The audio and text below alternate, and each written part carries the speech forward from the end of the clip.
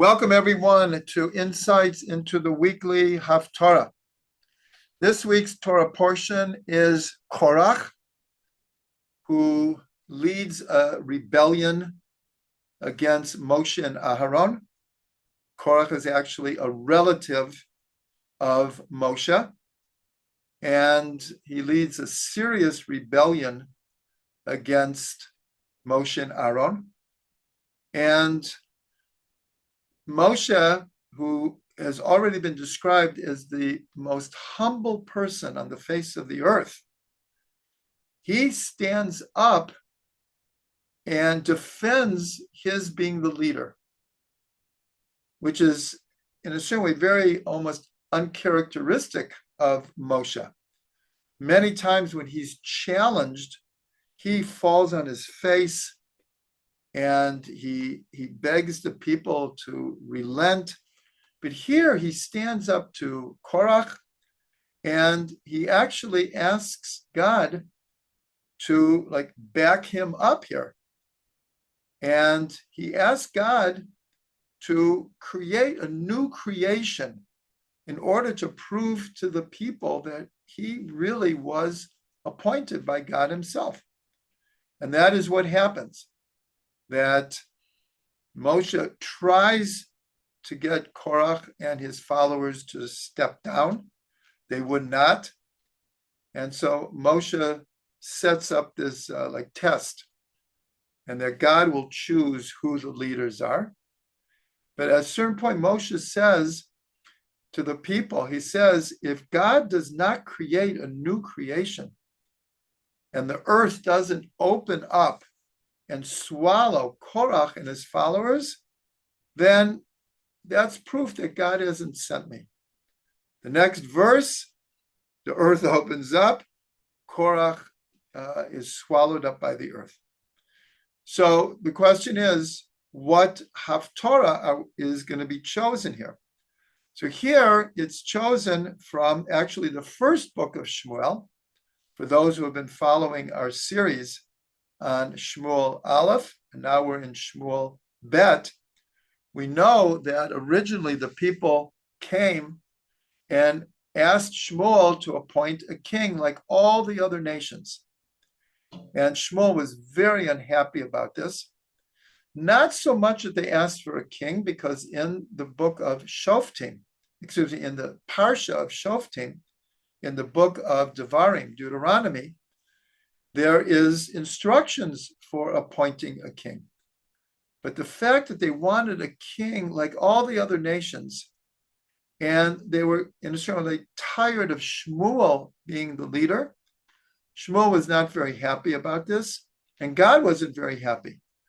But eventually God says to Shmuel, listen to the people and anoint a king. So this is where we pick up in the Haftorah.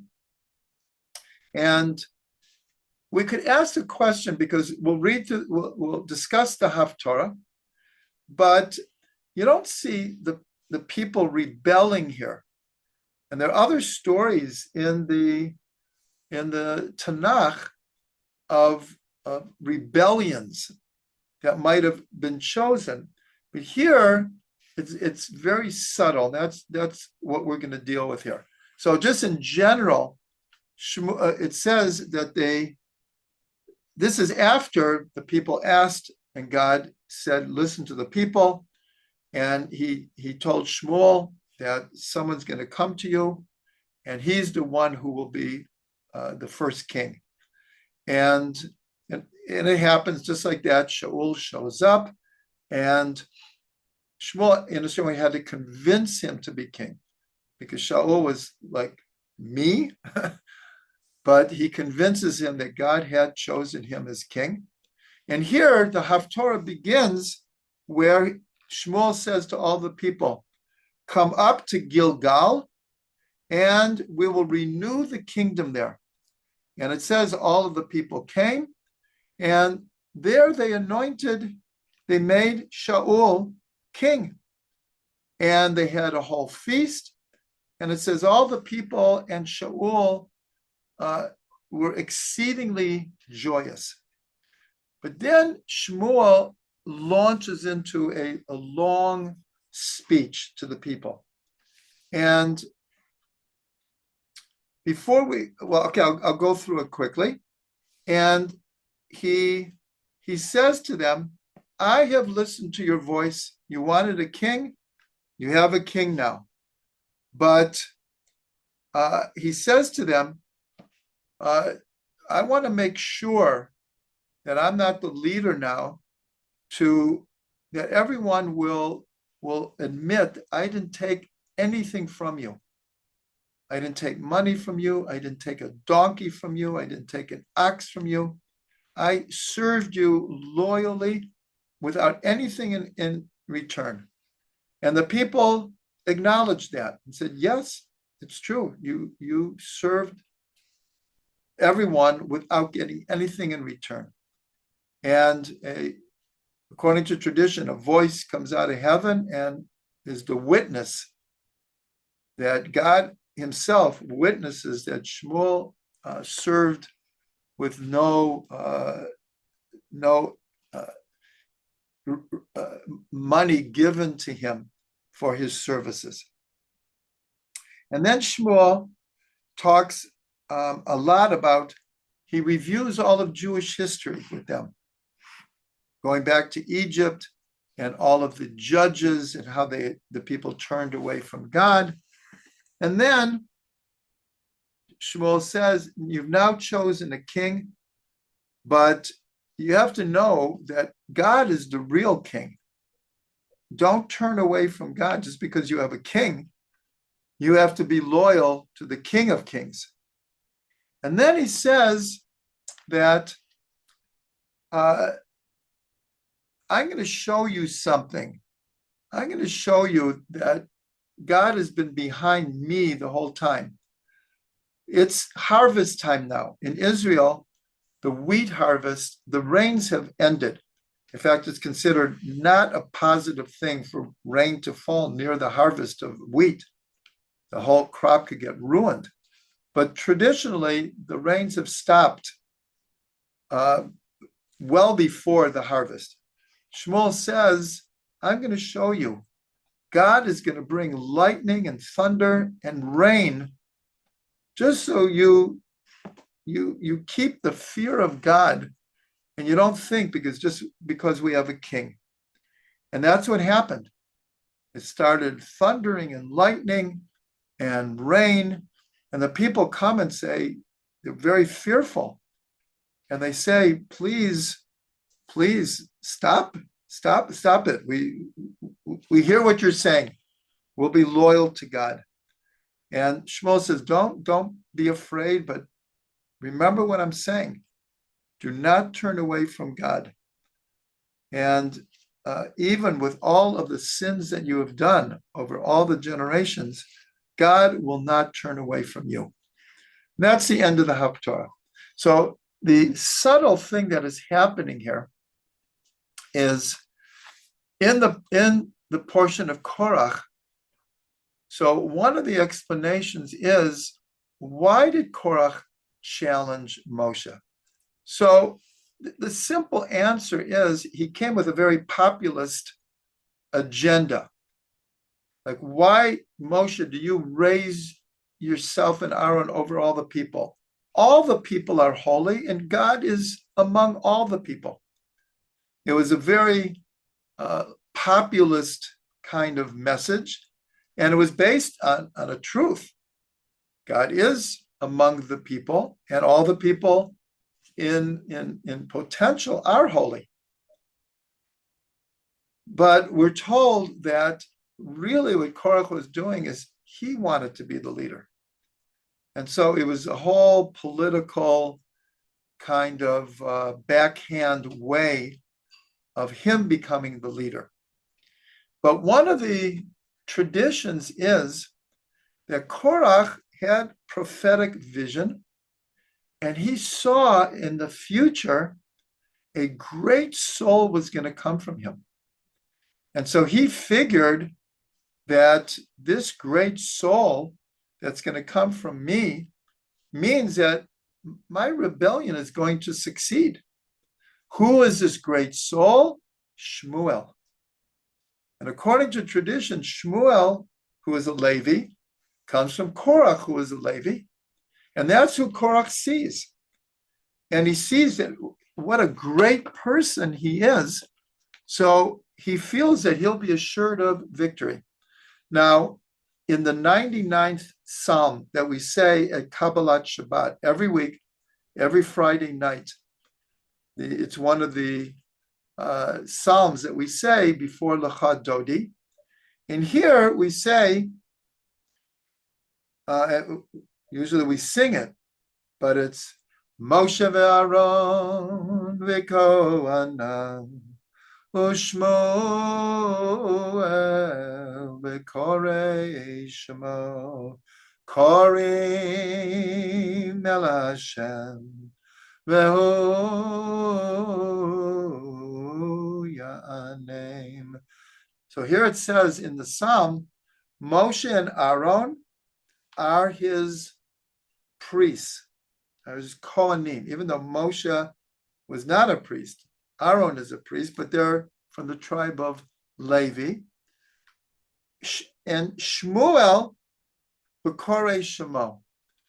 And so here they equate Moshe and Aaron to Shmuel. So here we see Shmuel is considered on the level of Moshe and Aaron. Again, Moshe, Aaron, B'kohanav, U'Shmuel, B'korei Shemo. These are the ones who called out to God.